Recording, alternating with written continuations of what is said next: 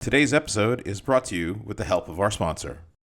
Dog butter is healthy peanut butter for your dog with minimal ingredients and no additives. None of the harmful ingredients that could be found in human peanut butter. We have supplements inside some of our formulas, such as a joint formula, probiotics, pumpkin for digestion. Every purchase supports rescue dogs. We donate a portion of our sales every month to different dog rescues across the country. Dog butter by Paw Power Nutrition.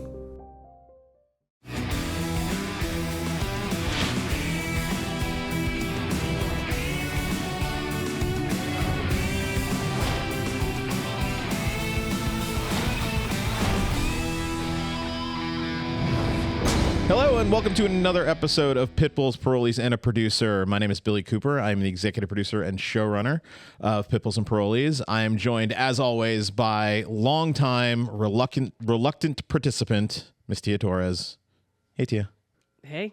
You know, here's the thing, Tia. This is a big deal. We're starting season 3. Mm-hmm. We're in the same room. Mm-hmm. And we have a sponsor. Okay, that's good. You gave me crap for how many episodes? 2 full seasons of the show. Yep. Where I said, we're going to get a sponsor. We have a sponsor. I know, man. I was getting so desperate. I was getting ready to reach out to El Chapo, see if he wanted to sponsor us. like nobody wants to sponsor us. We're too controversial. We go too hard. I'm just like, well, let's reach out to El Chapo. Okay, so for our Rabid Reality community members, this is our new sponsor is a company called Paw Power Nutrition. They make dog butter, spelled DAWG butter. Mm-hmm. It is special peanut butter made just for dogs. Oh, cool. And so, most peanut butters have like the additives like sugar, hydrogenated oil, salt, some even xylitol, which is toxic, right, for dogs. So dog butter is just plain salted, non-GMO peanuts, a little bit of honey. Sounds good. And can people eat it too? Yes, people can eat it. And then so they have 4 different flavors. They have original, which is peanuts and honey. Mm-hmm. They have berry flexible, which has like some additives for flexibility and bone stuff for dogs, and pumpkin poppers. Which ooh, I love pumpkin. Pumpkin peanuts, pumpkin, cinnamon, and honey, and then blue biotic, which is peanuts, blueberries, probiotics, prebiotics, and honey. Ooh, I want the pumpkin one. And here's the best part. Okay, for our community members, everybody listening at home, for the Rabid Rally community, we have a special promo code. Oh. So if you go on their website, the website is pawpowernutrition.com, and you put in the promo code VRC10, you get 10% off your first order.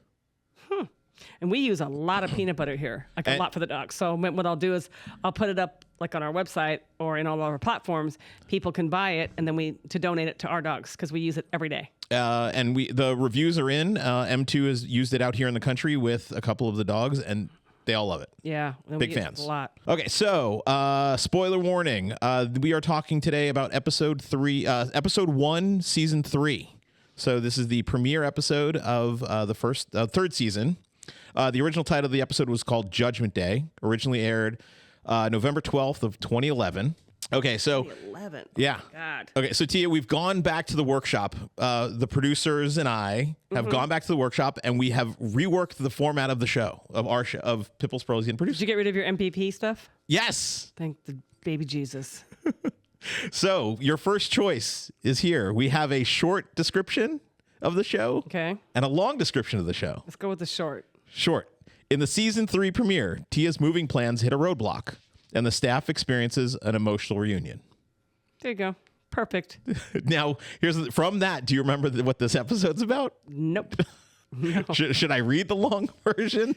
Why? Why do they do it? I mean, it ruins like watching it. After you read it, you don't need to watch it anymore. Well, but I have it here, so you can remember what it was about. Oh, okay. You can tell me. Okay, so after a couple of difficult months, Tia and her crew are just weeks away from finally completing the big move up to the new place in Tehachapi. When her dream is Still in California? Yeah, season 3. Oh my God. Okay. When her dream is transformed into a nightmare at the hands of some nasty neighbors and Kern County's Board of Supervisors. Oh yeah. Undeterred, Tia and the Parolees soldier on and begin rebuilding Villalobos back at the old location. Then, a call from the original owner of one of VRC's most aggressive dogs gives a glimmer of hope for a happy ending. Okay. This was a pretty... I would probably... this is one of the recognized as probably the fan favorite episode. Not necessarily for the beginning of the episode, but obviously for the end. So the standout storylines in the show are the public hearing for the conditional use permit, moving back, and the twins, the boys set up your office. Remember the new office? Remember when you in your house and your computer used to be against the wall? Yeah. When they built the desk and stuff, built the desk, reuniting Roxy Mama with her owner and Cheryl, which is the. And stay tuned, everybody. We've now upped our game as well. We're gonna have guests. Cheryl's going to be joining us. Roxy Mama's owner. She's going to come in on Zoom. We'll talk to her in a couple minutes after we get through the episode. And then obviously this also featured Philip the puppy, which was this season we had a plethora. Oh my God, I have a great backstory on that one. Okay. Great backstory. So this actually brings us to our next category. Okay. Tia spills the tea. Oh, the tea. Well, I am Scottish, so you can say that. Spilling tea also is this sort of, that's what the kids call, spilling the dirt, talk and gossip. Oh, that was called spilling the beans. I guess it was spilling the beans, right? Yeah. It is spilling the tea because when you have, you're having tea and you're like, sort of like, I don't know. You're Jewish. You don't have tea. Yeah, we do. You do? Yeah. And coffee. Huh. That's the thing. Like, so my grandmother, who was quintessential Jewish grandma, no, but her rule. So the way to kick people out of your house, is you offer them coffee. So after a meal, you have a big meal, family's over for the meal. When you want to get everybody out of the house and get them home and say meal's over, get the hell out. Just, does anybody want coffee? Because generally nobody wants coffee after they have. So it's like meal's over, get out. It's a Jewish thing. No, that's my grandmother's thing. Oh, okay. Well, your grandmother was Jewish. And my grandmother's Jewish. So I don't know if that's all Jews, but my Jews. See, I grew up in a cowboy kind of scenario at the bar. And when you offer coffee, that means is that we're going to be here another couple hours. I got to sober up. So this is an opportunity for you to sort of tell some backstories about the episode and sort of stuff that wasn't known and that kind of good stuff. So let's talk first about Philip. What's the inside scoop about Philip? Hold on here. Baxter. By the way, this is, if you can see him, this is Barney's brother. Yes, they look alike, but Baxter is the more serious of the brothers. And available for adoption. Hell no, I wish he was. No, they got returned. No, okay, they ain't going nowhere. Look at him. He said, "That's my mom up there." Okay. Oh, I get to spill the tea now. Spill the tea. Let's go with some tea. So Philip was a little like, I remember he was like a little white and black pit bull puppy, and we had to do the drive off part of the rescue. Like we had to, the scene. Like yes, it was me and Mondo. Right. Mondo's. It was dropped off at Mondo's house, his new house, or whatever. Yeah. So at one point we had to they wanted us to do like a little cutaway scene where we were just like driving out of this. I think it was like a trailer park or mobile home park. Okay. Yep. And I don't even know whose it was. But when I got in the truck or the vehicle we were driving, the van, I can't remember what it was, there was like a little, like almost like a Beanie Baby, like stuffed animal in the truck. And I'm like, oh my God, this looks like this puppy. Like it was like white and had some spots on it. Huh. And I'm like, that's weird. So when we got ready to leave and they were filming it. Yeah. As I'm driving past the crew who were on the side. Yeah. I held the little stuffed animal up to the window to make it, because they thought it was right. And I'm like, okay, say bye, and I made it look like he was going to wave to everybody. Yeah. And as we got past the crew and they were filming, I said, oh my God! And I tossed him out the window. And everybody flipped out. I think I remember seeing that footage. I tossed him out the window. And the puppy, not the puppy. The stuffed animal. And everybody flipped out because it looked like it was really him. Right. Yes. That would be great if we could find that footage. It's probably someplace in a cold storage somewhere. So I pranked them. Very funny. I thought it was. Yeah. A little morbid, but yes. Philip is alive. No animals were harmed in the making of the show. Yeah. All right. So let's talk about the conditional use permit and the whole Tehachapi debacle. Kern County Planning Commission must decide whether or not to allow the facility a conditional use permit. Opponents of the project raise concerns about the noise, the dangers of pit bulls to escape. Commissioners will make their decision based on reports from animal control, environmental health, and from people in support and opposition to the issue. I know. I mean, obviously, I know this was a very sort of what people don't understand, and you and I have gone over this. So many people over the years have said, well, Tia, why did you decide to move there if you knew you were going to get stopped? Yes. So one thing let me get out is that prior to being in the dog rescue world, I had like a job, like a real job. So I actually worked for several contractors, and I learned about permits and things like that. So I had a lot of knowledge when it came to that. So I knew what I was supposed to do as far as my due diligence. And so when I went to go buy this property from a donation, before I made the purchase, I went to the Department of Building and Safety, the building department in Tehachapi, explained what I was going to do. Right. They get out everything, they go on their computer, and God, I remember his name, Sean. His name was Sean. Yeah. The guy, I don't know what his official title was, like planning or zoning, probably. Zoning, maybe zoning. And he looked at everything. He goes, you know what? There is absolutely no reason why you cannot do what you want to do here with your dog rescue. Right, because the Old West Ranch was pretty much an unincorporated. Right, it was completely rural. It was well, first of all, it was off grid. Right. There was no water. There was no power or water back there. No, yeah, it was awful. So we were off grid. Yes. Okay. So like the property was going to have a water tank on it. We had a big battery bank that was run off like solar panels. I mean, it was totally off grid. So he signed off on it. Yep. There's like a little spot for him to sign where he okays that I'm allowed to build there and do what I want with the dog rescue. Right.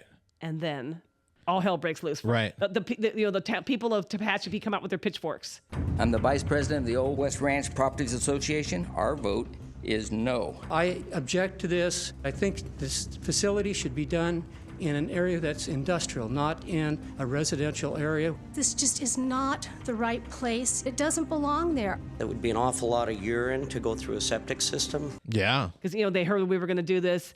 And I'm like, wait, no, I got the okay. Right. So, and then, of course, they saw the meeting on the TV show.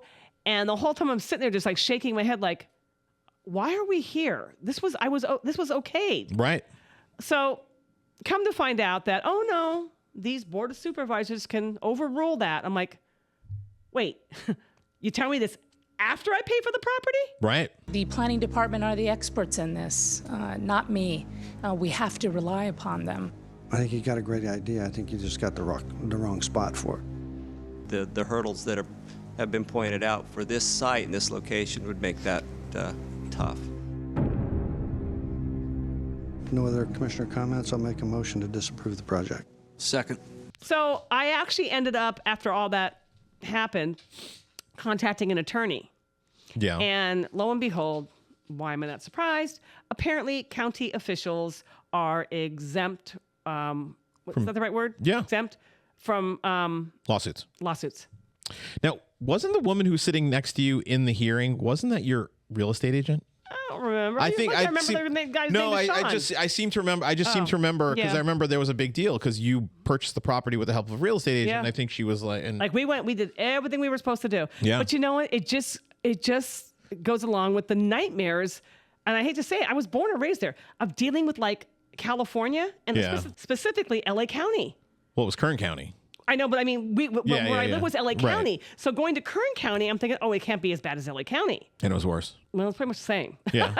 And they wanted and so just so everybody understands, they wanted an environmental impact report, which was the groundwater and the They wanted that, but it didn't matter. Yeah. They said, as you saw in the meeting, you ain't building there. Right. The 13 tons of manure that 100 dogs of this size produce, where is that going to go? How is it going to be disposed of? These are all issues that Ms. Torres may have answers to, but giving these answers tonight will not resolve these issues. It's crazy. Yeah, so they said, well, if I wanted to live there with my personal dogs, I could. I'm like, what good's that going to do?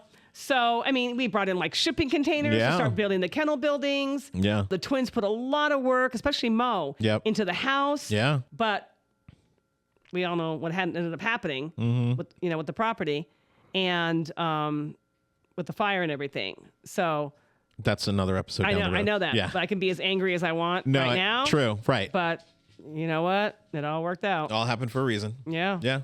So, thankfully I found some guy to buy the property. I know.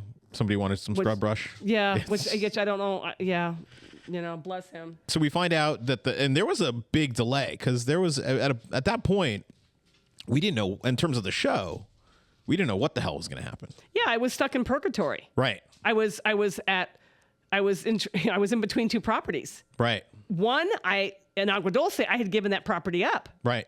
Okay, so because I was moving to Tehachapi, and then when Tehachapi fell through. Yeah. Now here's the thing, and I think it got a little bit messy when we filmed it. While this is going on, at the same time, LA County Animal Control has decided to change their rules for dog kennels. Well, that didn't come up. I mean, that didn't really come up until later in the year, but it's sort of like on TV it didn't. Right. Oh, okay. But in real life, yeah, it was already in the making. Well, it was right because you had to reapply for your kennel license. Right, but they started to change the rules. Right. On what the guidelines? Excuse me, the guidelines for dog kennels. Yep. So there was that mess. Yeah. So there was a lot going on that viewers didn't really get to see the real. You know. Well, it was sort of one of those things where I think we were sort of somewhat protective because we didn't want to, we had to sort of just tell the story as it was unfolding. Like, I mean, because I think if I remember, you said the kennel process was going to be 6 months or something. It was like a long, drawn out kind of thing. It was just a lot of mess going on at that time. Yeah. Like I said, so we were leaving Agua Dulce already, given our notice. Somebody else was already taking over the property. Yep. And then, oh, kidding, you're not moving to Tehachapi. And then, so obviously I know the production company did step in and sort of was somewhat helpful and sort of, because I think you had somewhat of a contentious relationship with the. Oh, yes. Well, okay. So let's go spill some more tea, shall we? Yeah, let's do it. So, the woman, the dog rescue that was going to take over the Agua Dulce property from me. Yes. She was actually a longtime friend, like, I don't know, 20 years or so. Right. And at the time, she was living in our guest house. Yep. Okay, on the property. We had a guest house at the property. Yeah. In Agua Dulce. Mind you, this guest house that my ex built. Right. Okay, so he built it Mariah's so she dad. could move into it with her dogs. Mariah's dad. Yep. Exactly. So we helped her move there. She had nowhere to go with her dog rescue. It was, she was trying to run a dog rescue out of a house in the middle of San Fernando Valley. Got in trouble. Right. And we helped her move in up there. Okay, great. So she was going to take over the property for me to move to Tehachapi. Right. When I could not move, she decided that this was a good opportunity to basically extort us for money. Pretty much. Well, not pretty much. That's what it was. Okay, not pretty much. I'm trying to soft pedal it a little bit, but okay. And so, mind you, so let me give you the whole visual here. So, now, mind you, I'm like, okay, well, I'm not moving to Tehachapi, so I guess I'm gonna have to stay here, in Agua Dulce for a minute. Right. And my friend was still living in the guest house. Yep. Okay, so there was no rush for her to move into the big house where I was at. She still had the guest house. Right. Which, by the way, was like a 2 or 3 bedroom house. Yeah. Okay. So, and mind you, we'd already started production. I was getting to that. Yeah. Okay. So production's moving in, all the production trailers are moving in, and her and I remember this like it was yesterday. Her and I are standing outside watching all the production trailers come in, and we're like, oh my God, this is so exciting. And I'm like, you know what? I cannot wait for catered food. Because we were broke. And I was like, oh my gosh, we're going to have free food. She's like, oh, it's going to be so amazing. And then just right next to me, elbow to elbow, my buddy, talking about how exciting it was going to be. Yeah. Okay? Yeah. The very next day. Yeah. The very next day, Rasha, who everybody knows, who is the big cheese at 44 Blue. Yes. He calls me. Tia, did you have a falling out with Beep? I won't say her name. Yep. I said, what are you talking about? My neighbor, my friend? Yeah. No, why? Well, I got a call from an attorney. What? I remember. What? Before that call, I was called to Rasha's office. So, make a long story shorter, she decided that, well, since I was going to take over this property, and I can't right now, which, by the way, she's been living in that beautiful guest house for years with no problem. Right. I am going to try to get some money out of this deal and make it to where it was inconvenient for her. Right. So if we are spilling the tea, let's spill the whole damn teapot. And she managed to extort and work out a deal to where we could not film until she got $10,000 a month rent. That's true. From the production company. Yeah. Because what people don't understand is whenever we go to film something anywhere, the owner of that property has to sign a location release and give us permission to be on that property. So I had already signed the property over to her. She was going to take over the property, take over the mortgage. So it was like. So she was the owner, the legal. So she had to sign the release. You're also forgetting the other the kicker. Which kicker? The trailer. Which trailer? We had 44 Blue. Rasha had to buy her a fifth wheel. Oh, that's right. Yes. Yeah. Yeah. That's some tea. Yeah. But although when you finally did leave California, we took the trailer. She gave it back to us. I don't give a shit.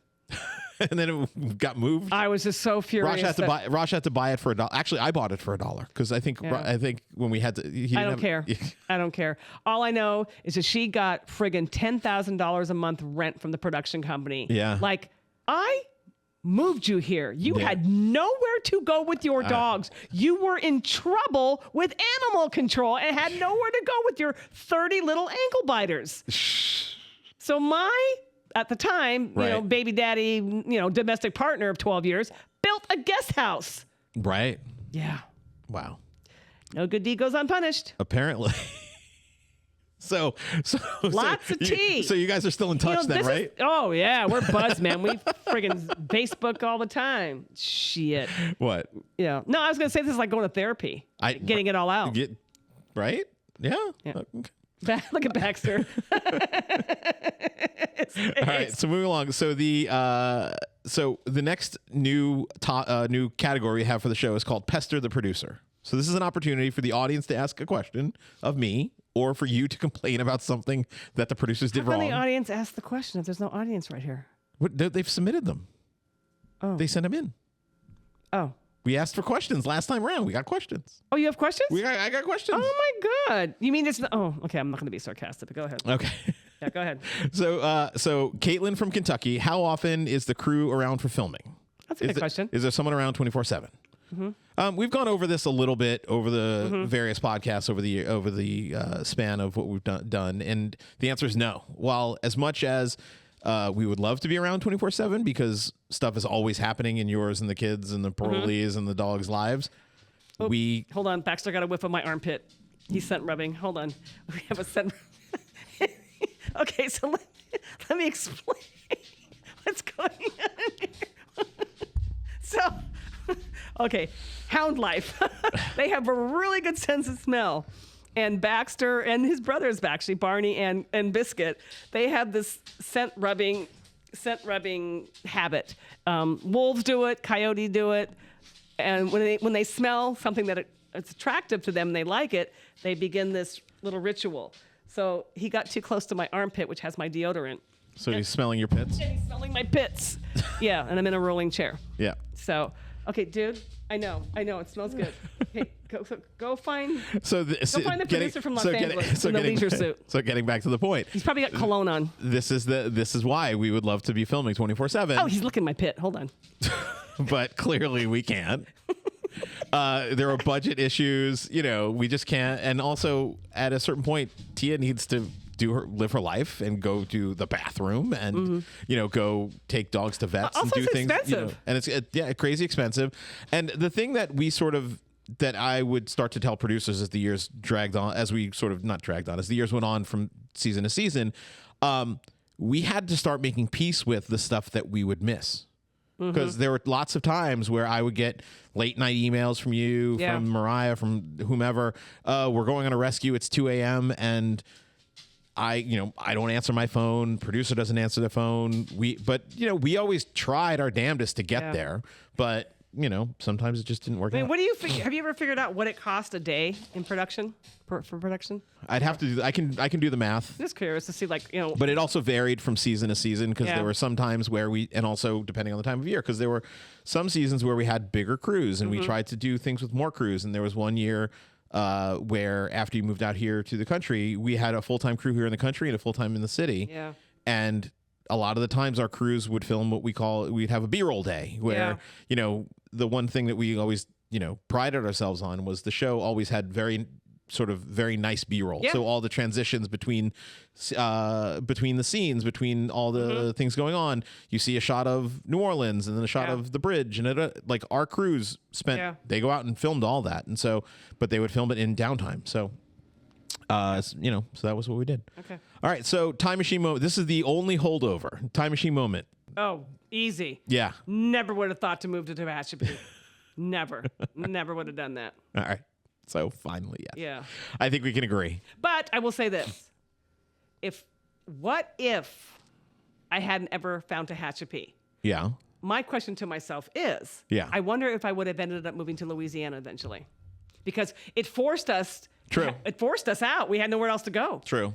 It might not have been as quick. I don't know. Yeah. Because that's what a lot of it was like, oh my gosh, we have nowhere to go. Right. You know? And production said, okay, well, we'll be extorted for a year. Right. I think we had a year. We were given a year. Yeah. So they paid their extortion fees for a year. And you were even given a deadline. Yeah. Yes. Like we were told. Midnight. Remember that was midnight? Midnight. January 1st, 2012. Yep. It was New Year. And Happy New Year. Get off. Get the fuck out. And I'll never forget New Year's Eve, we were pulling out. And I could see all the fireworks going off by Magic Mountain, Six Flags. I got you texted me at 11:58. We out. Yeah. I was like, oh, thank God. Yeah. Because I think the extortion, it kicked in, another 10 grand kicked in at 12:01. Yeah. And I remember at the last minute, we were still looking for one cat. Oh, God. Yeah, it was one of our black cats. We were just like, oh, my God, we can't find him. And somebody ended up finding him up in the closet. Oh, my God. Yeah, up on the top shelf. And we're talking like at the last minute. Jesus Christ. We could not find this cat. Crazy. Yeah. All right. So this brings us to Tia. It's time for our special guest. Mose is our producer. Moser is going to bring Cheryl up on Zoom. All right. So Tia, let's welcome two pit bulls, Pearlies, and a producer, Cheryl. Is that your shop Hello. you're at? Is that your shop? Yes, this is my shop. It's and Roxy up on the wall. It's so cute. I've been following it online and seeing like the pictures of it and everything. Oh my God. It's been coming along pretty well now. It's like it's taken me a little while to get all my permits and everything finally in order, but finally I'm open. Oh, okay. Finally. Okay. Oh, wow. Did you have a grand opening yet, or? No, I haven't done it. I'm going to though. I'm gonna have like a little grand opening event, like because the parking lot. I'm the only one in the building, so the parking lot's pretty big, and so the city said I could have a little event. That's amazing. Let me know. Yeah, absolutely. I'll put that out there for you. And Cheryl, hopefully I'm gonna have like the fire crew is gonna come down with the fire truck. We're gonna have like photo op, and I'm gonna turn it into like a firefighters with your puppy calendar. Yeah. That's and amazing. donations, I was gonna have them be donations, and I'm gonna do it to the Humane Society and then to you guys. Oh, sweet. That's so cool. That is cute. That is cute. So just to sort of catch everybody up. Okay, so Cheryl, you have gone down as probably one of the fan favorite stories. No, the most. The fan favorite story of the entire history of the show, without question. Yeah. This is actually the first time you and Tia have actually seen each other. Yeah. Yeah. Right? I know. All these years later. Yeah.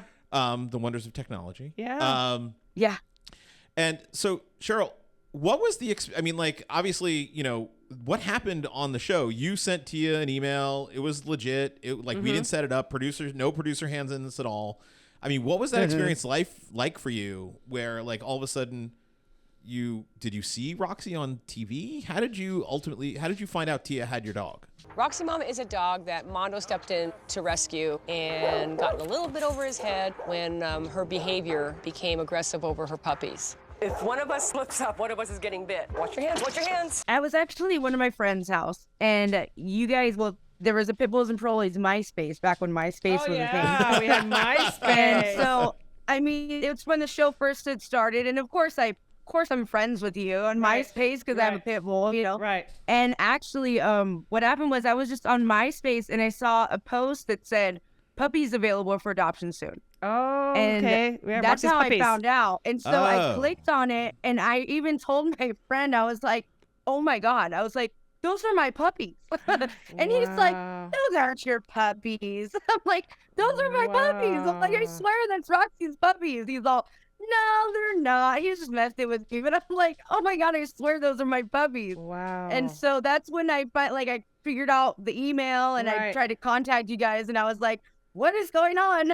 Wow. Because I know that she had gone somewhere, but like I didn't know all the details of what happened with her, and so it was like it was really weird. I was like, oh my gosh, like she's there. Like I'm like, do they have Roxy? Do they just have the puppies? Like I had no idea, so I just emailed them like, I think you have my dog, and I'd like her back. Wow. And do you know that Roxy's last puppy, Dylan, just passed away with us like just a few weeks ago. Did he? Yeah, we had him Dylan stayed with us. Dylan, we didn't adopt him out because he had Roxy's lovely little charming attitude when it came to meeting new people. So so he never got to get adopted. You could call it an attitude. Yeah. So he stayed with us, and he ended up living with Brandy, one of our employees, for all these years. Right. And so Brandy, I just relocated her out to our Texas property. And he had bone cancer. And he literally, we've had him all this time, and we just had to let him go just maybe 3 weeks ago. Wow. Yeah. That long. No. All this time. Yeah. Yep. I know. I actually contacted I forgot what her name was, but about Snooki. Snooki, yes. I don't know if she's still. Because I saw Snooki because she was like my favorite puppy. Like you know, because she had that brindle kind of color. Yeah, she had a blue her. brindle. Yeah. Mm-hmm. Yeah, and so I contacted her, and she said that because I still had Roxy, and she said that once Roxy passed, then because she didn't want to put her in a home with another female, because obviously they probably wouldn't know who they were. No. Right. But Roxy just passed in on Mother's Day this year. Right. Yeah, just like 16 She was or 17. she outlived. I mean, I know Snooki passed I think last December. Huh? Oh. I'm sorry, I'm being told he moved it. Baxter moved it. I didn't move it. So, Cheryl, what was the aftermath of you getting Roxy back? How much? Obviously, you and Roxy reunited was one thing, but did people recognize you on the street? What was the experience of having been on the show and all that kind of stuff? I can answer that for her. Yeah. Oh my God. Oh my God. So literally the first night that I had her back, so like I took her on a walk to the corner store. And I walked down there, and this guy, you know, he pulls up and he gets out his car and he's all, oh my God, I just saw you on TV. And he's like, you look great. He's all, how's Roxy? Yeah. I'm like the night after it aired. Right. But I mean, it was just like, I was like, oh my God. I mean, I'd be in the grocery store, and I was in this guy, and it's like, he's like a teenager kind of kid. I like sensed him looking at me, and I'm like, why is he looking at me, you know? And then like he's talking to his mom, telling her something, and then he comes up and he goes, hey, excuse me. He's like, were you on a show about your dog? Do you have a pit bull? Oh my God. I'm like, yeah, I do. And he's all, I told you, Mom. I told you. We have people that name like people that try to talk to me or get close to me. They name drop her name to me. Oh. No way. Oh yeah, I have. Oh yeah. That I'm friends with Cheryl. Oh, I'm friends with Cheryl. I'm like, I know they're not. You know, I'm friends with Cheryl, with Roxy Mama. I'm like, oh yeah, we're really good friends. I'm like, Yeah, you know what? One of a person I know, one of my friends, she lives in Newport Beach. Actually, when all my grooming equipment was stolen out of my truck. Oh my God. A while back, but like all my equipment, like my whole grooming bag, like probably over $5,000 worth of stuff. All my blades, my scissors. Wow. And I posted a thing on it online, and I was like, if anybody sees it, you know what I mean, or you know, like, please contact me. And this lady, she had contacted me from Newport and was like, I want to help you, you know, with some of your stuff. Like, what scissors did you know, were you missing? Because they were like almost $200 pairs of scissors, you know. Wow. And I'm like, well, I mean, I have a couple things, but I don't want you to like do any, like, you don't have to do anything. She's all, I really would like to meet Roxy though. Like, and so she was like, she and you're like, careful what you wish for, ma'am. Careful what you wish for. I know. Yeah. So she actually replaced 3 of my pairs of my scissors. I mean, it was probably almost $500 worth of scissors. And so I drove with Roxy, went out to Newport, and we went and met her, and I went and picked him up. But I know that she says that she's in contact with somebody at she said like the Wolf Center, I don't know, something like that. Yeah. And so I think she probably might have name dropped too. She's always name dropping. Always. I'm like, okay. That's so funny. Yeah. So Cheryl, just really, what was you and Roxy lived a very long life with her, right? You had her for for how many years since? Like 12 years, right? Yeah. Yeah, because she was almost 17. I mean, when she passed, she was old, and you would have never guessed it. I mean, she was so active. I mean, she was just like, I mean, ever since I got her back, it's like she's just like so happy. Like, I guess it's like makes me so sad to see how upset she was being, you know, just in that kennel. And it's like, oh man, she was just not happy there. She was not happy. Like I was the only one that went into her kennel, and every time I did, I was like, "Bless me, Father, I'm about to die," you know, because she barely. And she was strong, and she was a strong. Well, dog yeah, too, but she just tolerated me. She tolerated me. Yeah. Roxy, come here. Calm down. Calm down. Roxy had an owner before, so to have her live her life out in a kennel, I mean, to see her behavior and she's bouncing off the walls and she's raging and barking, it's not a happy dog.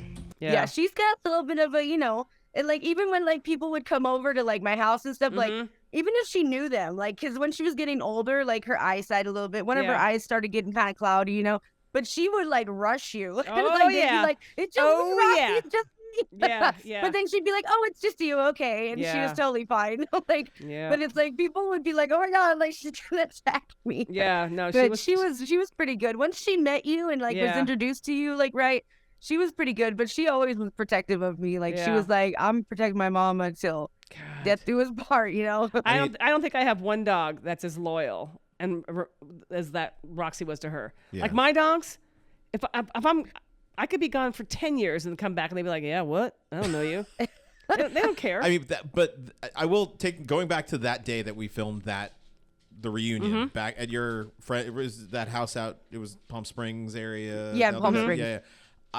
I mean, that there was not a dry eye in the house on the crew. Oh my god, everybody was crying. Roxy, Mama, hi Mama, hi baby girl, hi Mama, baby girl. What is it? Oh my god.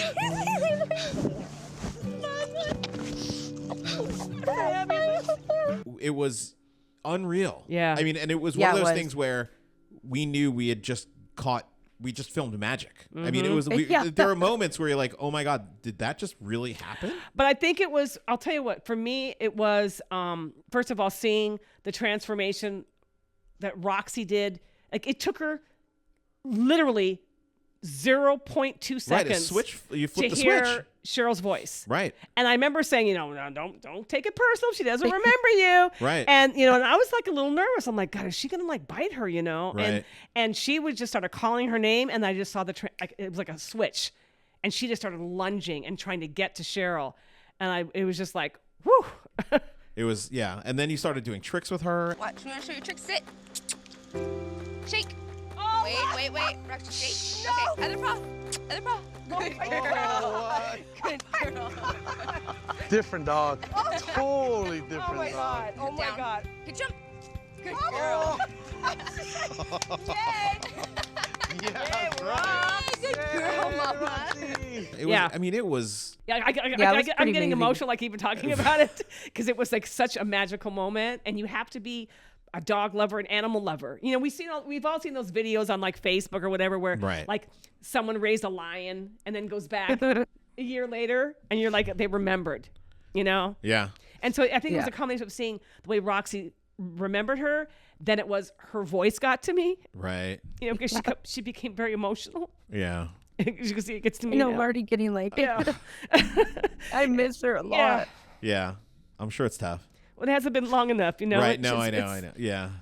Go ahead, Candy. Don't hide behind the chair. Yeah, it was one of those times where, like, moments where you couldn't even script that. No. You know. That was, I mean, and we knew when we got it, we were like, this is incredible. I mean, not for nothing, but that moment, I think, kept the show going. I would probably say for another 3 years after that, because it was so good. But let me also tell you why that was such an important moment. Yeah. For me, it sent a message, and I'm not putting blame on animal shelters, okay? No. But Roxy was miserable in my shelter. We'll call it a shelter, okay? Sure. She was in a kennel. She wasn't in a home. And what I was seeing was not the true dog. I was seeing a dog who was despondent, who was upset, who was miserable, who was depressed. Who was missing their owner. Who's missing their owner, okay? Yeah. So when you go to these animal shelters and these dogs get deemed aggressive and all, it's stress. Right. It's all those things. And I'm not blaming an animal shelter, but you truly cannot judge a dog's temperament based in an animal shelter. Right. Because we just saw living proof Right. of what happened. Yeah. Because Roxy was extreme. She Yeah. was extremely, it was bad, and she just went to being a puppy dog in 2 seconds. It's crazy. So to me, that's where a really bigger message was like, wow, how many dogs, sadly, have been euthanized Right. based on aggressive behavior in an animal shelter. Yeah. Because they were away from their owners. Yeah. Exactly. Yeah. So Cheryl, here, let's give you an opportunity to talk about what you're doing now, specifically where you are, what you're doing, how you're doing it, so everybody can find out. So, well, I just opened my grooming salon. I actually, it's been about 6 months that I've been here, since May, I think. Mm-hmm. Yeah, since May. And I had to renovate this whole place. It was like a mess. And then I actually changed my logo after Roxy passed. Here, I'll show you you can see it. So I put her paw print. And so her paw print's in my logo. So it's on my little brochures and my little, and everything. It's on the front windows. Yeah. Her paw prints are everywhere. It's amazing. And then I made this for her on the wall. And she's all over the place here. I actually was going to have, because there's an office here. So I was going to have that be Roxy's room, because it's she's getting older. Yeah. And I didn't want to have to be here all the time and then not have her. So I'm like, I'll have a gate there, but she can have her room so she can see me when I'm grooming and she'll be right there. And then, literally the day after I got the keys, man. she just wasn't doing good. And I decided it was time to take her into the vet. And I already knew what they were going to say just because I knew she's older, and it's she wasn't holding her bowels and stuff. And Right. she was just having a hard time. And she just gave me this look and it was just Mom, I don't feel good, I'm sorry. But, so I took her in, and, I had them do, every test possible. I just wanted to see, because I'm she was fine, a week before. I know she's older, but you hear those crazy stories about how dogs can live till they're 20. Yeah. What is that one dog that lived till it was 30? So it's I'm she was fine. Literally she would skip the last step to get to the grass. 2 weeks before she'll go running out to the backyard and I'm afraid she's gonna break a hip, Yeah. Right. And I'm trying to stop her, don't be jumping out to the grass. But her liver, not her liver, her kidneys were failing, and she just had some other things. All her levels were off the charts, they said, and they couldn't pinpoint what it was, but it was just it was her time, But so I had to really focus on what I was doing here to get this place ready, which was difficult at first, but yeah, so I got this place open, and I actually posted GoFundMe in my community. And so I did that, and I had a couple $100 within a week, just from my community, from Facebook posts, because I'm in a couple groups and stuff. And then I guess one of my friends on Facebook that knows me because of Roxy, they must have I think they emailed somebody over there, and then you guys had posted about it. They emailed Tia. And I was just oh my gosh, and it blew up. And so I was able to get everything I needed, and it was just amazing, the power of Facebook, I know, but it was once everybody knew Right. it was Roxy Mama's mama. Right. They were like, "Oh yeah, Whatever you and I need, knew, yeah. and I knew because I didn't know that's what you were doing. And when I saw that, I said, "Oh, watch this." Yeah. I know. Right. It was crazy. I'm oh my gosh, I could not even believe it. And so I was able to get, because it's really my mom helped me with a little bit of money to get started. And then it's and I had I was applying for grants. I was looking online for anything I possibly could to start a business and get some kind of loan or something. Palm Springs is an expensive community too. So yeah, well, and then too, I'm right up the hill. So Palm Springs is the next city over. So I'm about 10-15 minutes from Palm Springs. So it's a little bit not as expensive. Yeah. Yeah. But I still wanted to make it really nice, kind of, Right. So I did it on a budget. Right. But it all came together, and Yeah, I saw the pictures. It's cute. Yeah, it came together really nicely, and everybody seems to like it so far. Anybody in the inland, Inland Empire area, Palm Springs, Riverside County, Cheryl's got a grooming business. Yeah. Yeah. Yeah. We'll post it. Yeah, hit her we'll up. Post it. Yeah. What do you call the business? Dog Styles. Okay. With a Z. Okay. Here, I'll Perfect. show you the little. Okay. Yeah. There you go. It's backwards, I think. I love the but- colors. No, we got it. We're good. No, I love Yeah. the colors. But it's poodles to pit bulls to Persians. Oh, that's right. all I saw pets that. I saw welcome. that. Yeah, she had that up on the wall. Yeah, that's a really cute little motto. Love it. Yeah. Yeah. But yes, I've been doing that, and getting that together. And then I adopted been like maybe 2 months now. So I have a new addition. Her name's Charlie. And here, I'll bring her. So this is Charlie. She's a good girl. And she's got her little girly collar on. Nice. Yeah, I got her little sparkly, of course. Yes. Her little sparkly collar. Oh, and then my husky has come in now. He's like 1 square. So this is my husky. Now I gotta show you guys my husky. Oh my gosh. Him and Chaos. He's a little bigger. I don't know if I can really pick him up. But this is my husky. For all the premium subscribers that can see the video. Yes, exactly. Right. Now, are you gonna do it again, like maybe doggy daycare out of there or dog sitting out of there? Yeah, I'm thinking about doing that. I'm my license has me, so I can have overnight boarding and daycare. Oh, okay. But I haven't really implemented it yet. Yeah. Just because it's I'm still trying to figure out how to kind of set it up to do that. People love that stuff. But yeah. People love that stuff. Yeah. Yeah. Yeah. So. Yeah, it's coming along. I mean, I've been booked ever since I've been open. It's I've been booked every day. Oh wow, that's great. Yeah, it's been pretty busy because there's only one other salon in this city. Wow. So within 15 miles, it's one salon and they're super busy. Wow. So I figured I'm this could be a good place to open up a salon. Wow. If I'm gonna open one. I wish you were closer. I have a bunch of obnoxious dogs that She handled Roxy. She can handle one of yours. that haven't had a bath in 5 years. Like my bloodhound. It's so weird because I'm really good with all of the crazy dogs. Yeah. This lady came in with a Jack Russell once, and she had him in a little kennel she came in with, and then she tells me, "I don't know if you should open it though."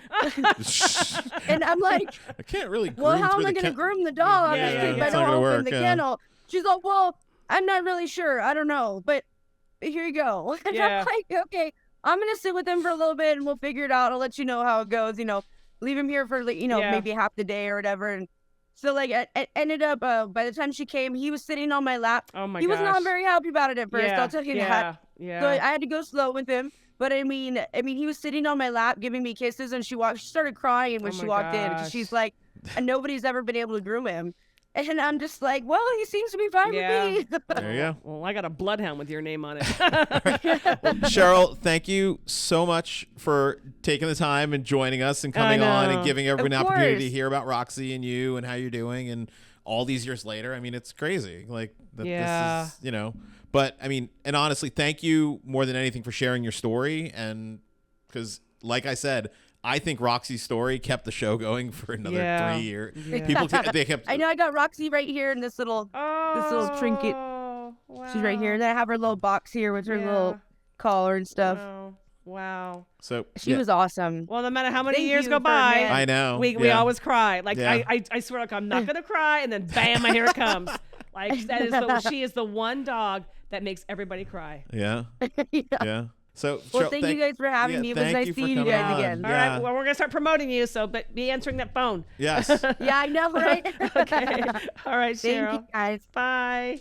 Okay, so as we wrap up Cheryl there, thank you, everybody. I'm going to wrap up the show now, so we get to finish this episode of Pitbull, Spurleys, and Producer. So please stay tuned for more episodes of Pitbull, Spurleys, and Producers. T and I are going to make our way through season 3 as we finish the last California season. I was just going to say, let's get us out of California, please. And hey, guys, remember, I have a sign-off line. Okay. So remember, everybody, you watch, you listen, you join, they eat. Come on. No? It'll do. Yeah. Well, I mean, we'll do you watch, they eat, you join, they eat, Okay. you listen, they eat. Beautiful. Okay. Thanks to you. Okay. Bye, everybody. Bye.